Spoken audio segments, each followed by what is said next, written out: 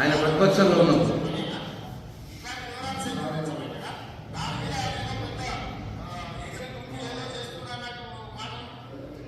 ఇప్పుడు అడ్డమే వాళ్ళు ఎవరు మరి? ఆయన ప్రతిపక్షంలో ఉన్నప్పుడు అన్న మాటలకు అన్నదానికి సమాధానం చెప్పమనండి. నాకు మీరు రాయండి పైకి.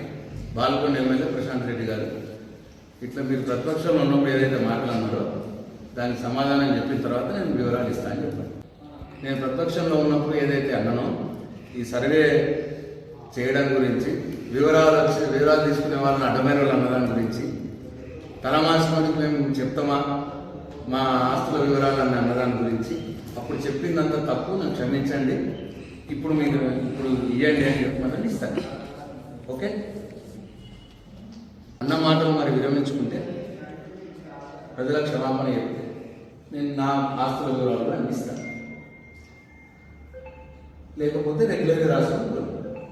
నా కులం రెడ్డి, నా పేరు ప్రశాంత్ రెడ్డి, ఇల్లు ఏముందో చూసుకోండి, రాసుకుంటుకోండి రెగ్యులర్. ఆస్తుల వివరాలు కావాలంటే మాత్రం దీని మీద ఆయన అన్నదాని మీద ఆయన క్షమాపణ చెప్పాలి. నేను ప్రతిపక్షంలో ఉన్నప్పుడు అన్న మాట కనుక్కొని నాకు క్షమించండి ప్రజలారా, ఇక మీరు చెప్పండి వివరాలు, ఆయన క్షమాపణ చెప్తే ఓకే.